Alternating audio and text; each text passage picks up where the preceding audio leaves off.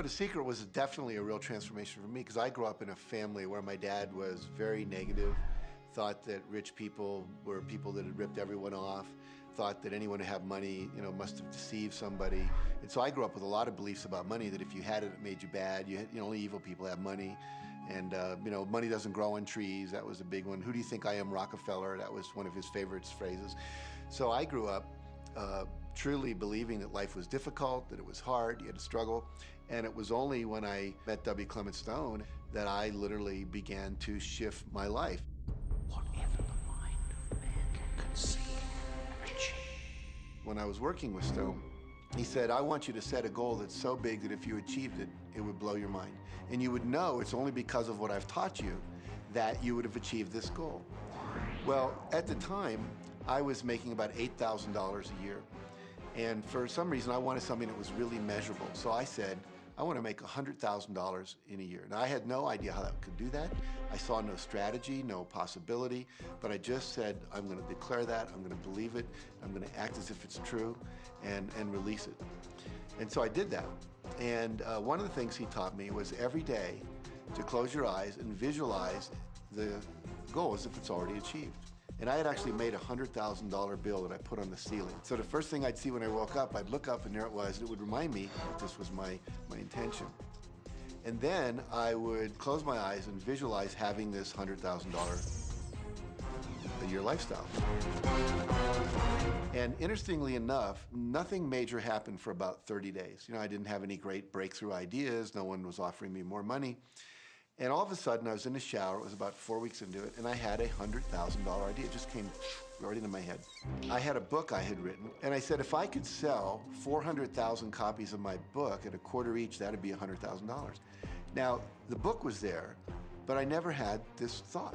And one of the secrets, I think, is that when you have inspired thought, you have to trust it, and you have to act on it. Now, I didn't know how to do that. I didn't know how I was going to sell 400,000 copies. We'd never done that. And then I saw the National Enquirer at the supermarket. I had seen that millions of times, and it was just background. And all of a sudden, it jumped out of me as foreground, and I thought, wow, if readers knew about my book, certainly 400,000 people would go out and buy it.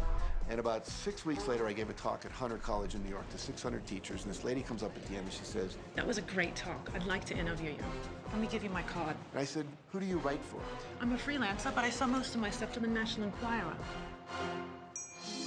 And I had this little theme from the Twilight Zone went off in my head. Na, na, na, na, na, na. You're like, whoa, this stuff's really working.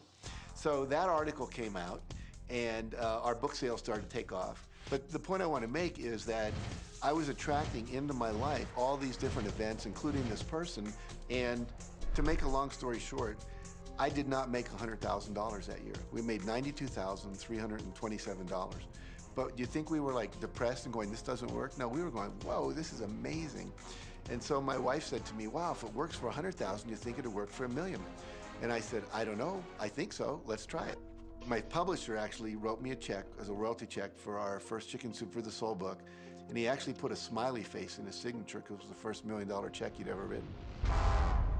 And so I know from my own experience, because I wanted to test it, does this secret really work? And we put it to the test, it absolutely worked. And now I live my life from that every single day. Well, I can just imagine what a lot of people that are watching this are thinking. And that is, how can I attract more money into my life? How can I get more of the green stuff? How can I get more wealth and prosperity? How can I, when I love my job, deal with the credit card debt that I have? And the realization that maybe there's a ceiling on the money that can come in because it's coming to me through my job. How can I bring in more? Intended. This goes back to one of the things we've been talking about throughout the whole secret. Your job is to declare what you would like to have from the catalog of the universe. Well, if cash is one of them, say how much you would like to have. I would like to have $25,000 unexpected income within the next 30 days. Or whatever it happens to be. It should be believable for you. Most people have a goal of getting out of debt. That'll keep you in debt forever. Whatever you're thinking about, you will attract. You'll say, but it's get out of debt. I don't care if it's get out or get in. If you're thinking debt, you're attracting debt.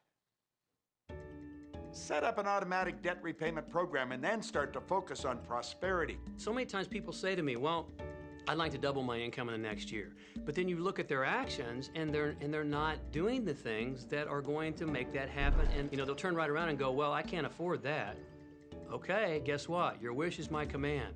When you focus on lack and scarcity and what you don't have, you fuss about it with your family, you discuss it with your friends, you tell your children that you don't have enough, we don't have enough for that, we can't afford that. Well, guess what? You'll never be able to afford it because you begin to attract more of what you don't have. If you want abundance, if you want prosperity, then focus on abundance. Focus on prosperity. When I first understood the secret, I was getting bills. Every day I'd get a bunch of bills in the mail. And I thought, how do I turn this around? The law of attraction states that what you focus on, you will get. So I got a bank statement. I whited out the total and I put a new total in there. I put exactly how much I wanted to see in the bank. So I thought, what if I just visualize checks coming in the mail? So I just visualize a bunch of checks coming in the mail. Within just 1 month, things started to change. And it is amazing. Today, I just get checks in the mail. I get a few bills, but I get more checks than bills. I grew up on you have to work hard for money, you have to work hard for money. And so I replaced that with money comes easily and frequently. Now in the beginning, it feels like a lie, right? There was a part of your brain that will say, oh, you liar, it's hard. So you have to know it's this little tennis match that will go on for a while. When it comes to creating wealth, wealth is a mindset. It's all about how you think. I'd say 80% of my coaching that I do one-on-one with folks is about their psychology and the way they think. And I know when people are listening, they say, oh, well, you can do it, I can't. Every person has the capability to change the way they're in a relationship and conversation with money. I find so many people who maybe make a tremendous amount of money, but their relationships stink. That's a technical term, by the way. And that's not wealth. It really isn't. You can go after the money and you might get rich, but it doesn't guarantee you'll be wealthy. I'm not suggesting that money isn't a part of wealth. It absolutely is, but it's only a part. And then I meet a lot of people who are quote unquote spiritual, but they're sick and broke all the time. That's not wealth either. Life is meant to be abundant in all areas. Many people in Western culture are striving for success. They want the home, they want the great business, they want all these outer things. But what we found in our research is that having these outer things does not necessarily guarantee what we really want, which is happiness. So we go for these outer things, thinking they're going to bring us happiness, but it's backwards. You need to go for the inner joy, the inner peace, the inner vision first, and then all of the outer things appear.